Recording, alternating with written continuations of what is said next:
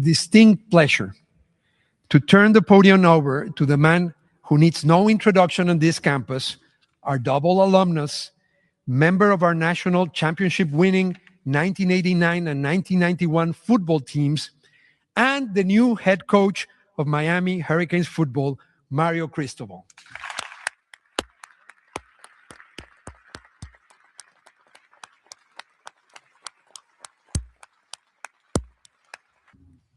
Wow, where do you start?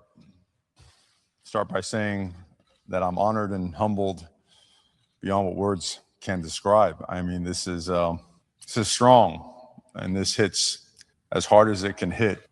As we talk about building a championship program, as we talk about taking things and elevating the standard to elite levels, it all starts with work. And as I look at these young men and I look at some of the other guys that I played with or coached with, I remember things like when they had to get an IV for going way too hard during two-a-days, when you had to visit them at the hospital due to an unforeseen injury, when you saw the trials, all the adversity they had to overcome to elevate the standard here at the University of Miami, you realize more than ever that it's about the work.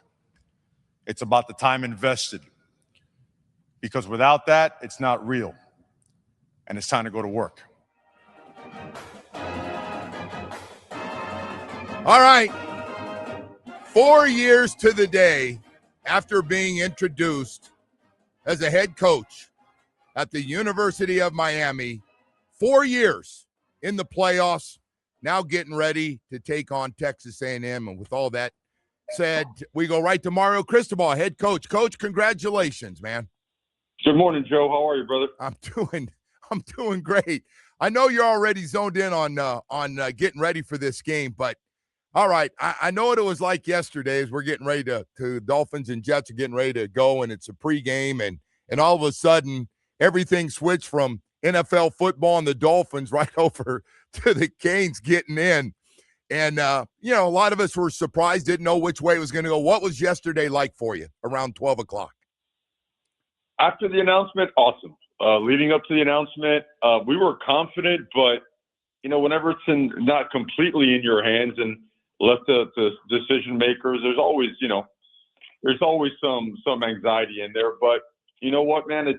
You think of the meaning of actually playing the game and settling it on the field, and we just felt that at the end of the day, the decision makers, by their own criteria, we're not going to let that one aspect, because that's not a data point, that is the data point. You know what I mean? We always felt that they were not going to let that, if it came down to us in Notre Dame. So fired up beyond words, but right back to work, brother. Yeah.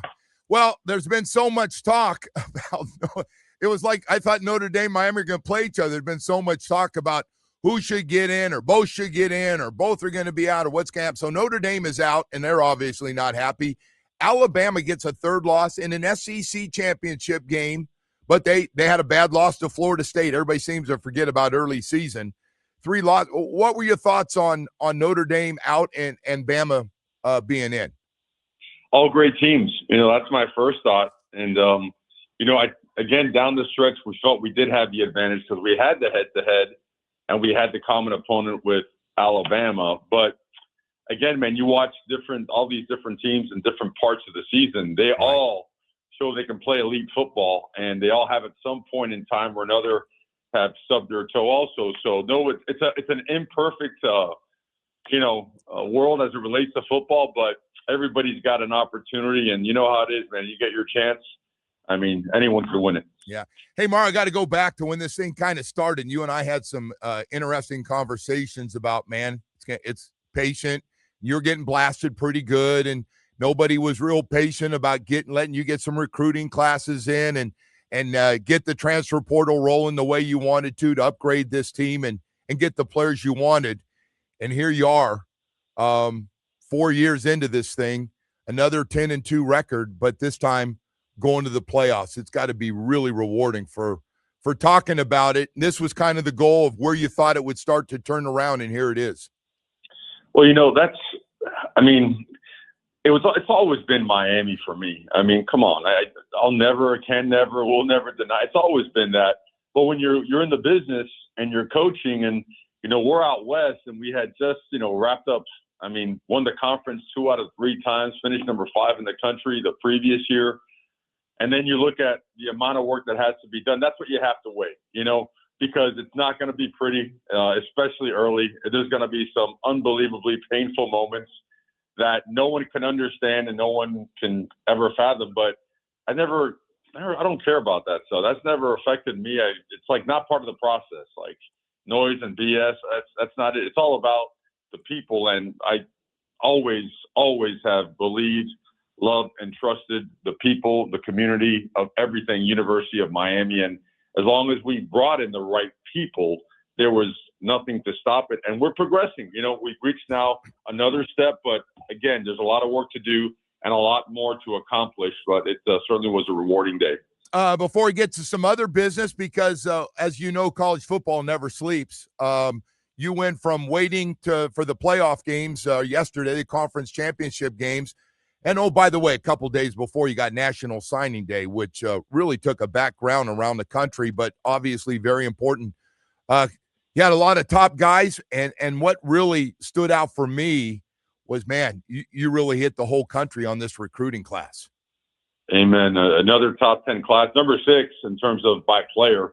So quality of class. So and we're not done. You know, obviously, you know, some more opportunities arise. There's some portal opportunities will come with it also. But yeah, this was our deepest and most talented class. 29 of the 30 are already set to come in January, which is huge. You know, allowing guys to the opportunity to come in here and begin just diving into our systems right away, getting acclimated. Because you do, Joe, you have to develop guys just at a much faster rate now due to how much more transient the sport has become. So an awesome signing class. A lot of hard work by a lot of people in this building. Mario, you told me when this thing all started that the recruiting out of high school is still going to be the most important thing, although we've seen how important it is these transfer portal classes are. Do you still feel that same way? It starts with high school?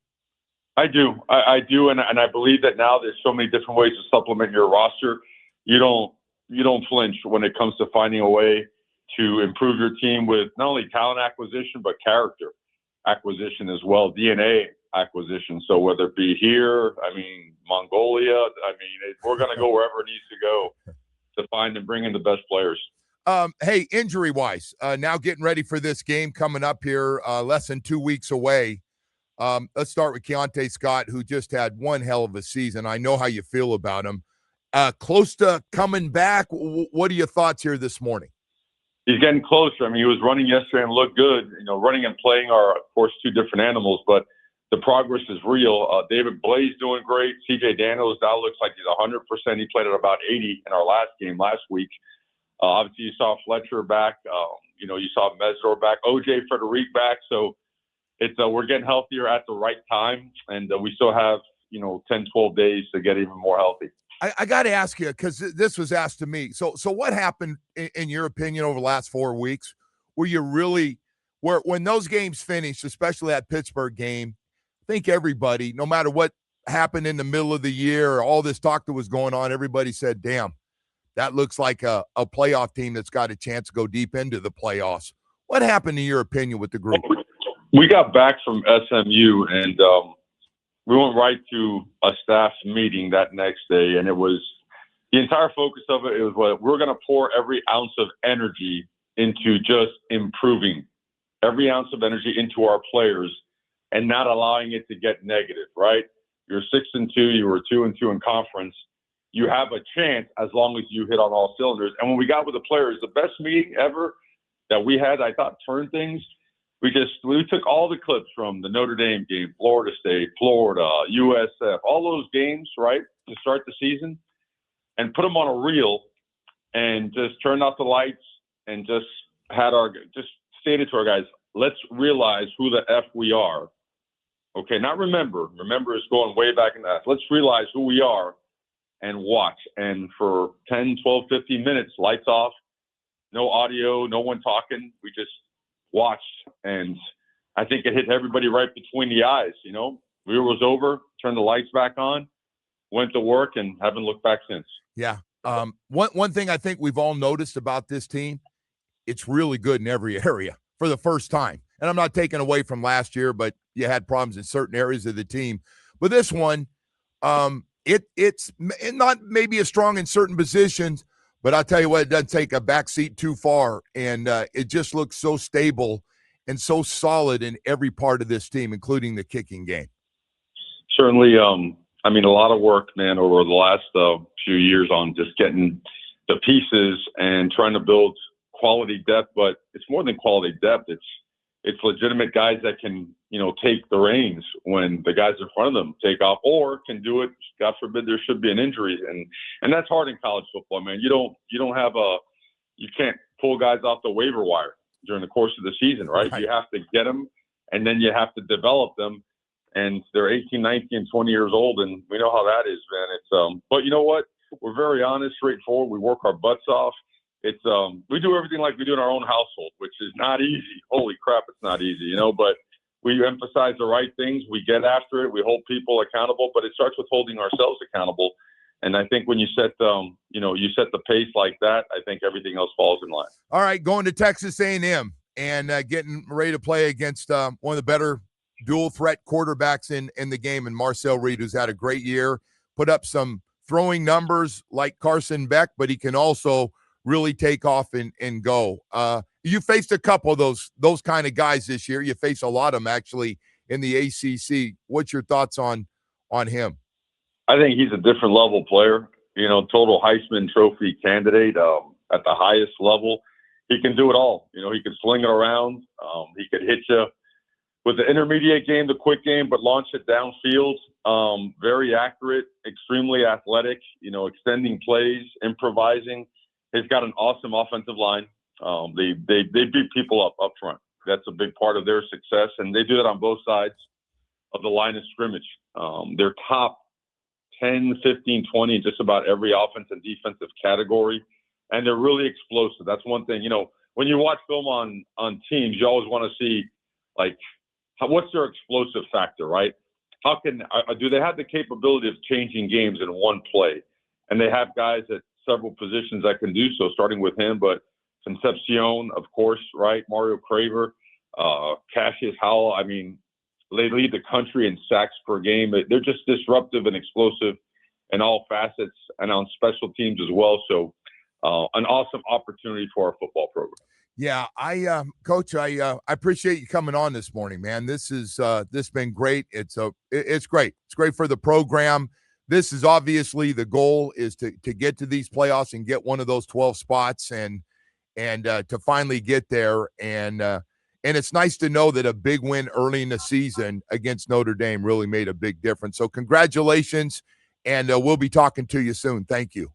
I appreciate you, Joe. Come by for practice and go Canes. All right. Hey, Coach, I appreciate that. Hey, Mario Cristobal joining us here this morning. Talk a little bit about getting ready for Texas A&M, man, and the playoffs. It's going to be a fun day I'm sure already Canes fans getting ready to try to grab some tickets. A big, what's that hold, that Texas A&M, Woody? That thing's that close to 100? Awful lot, yeah.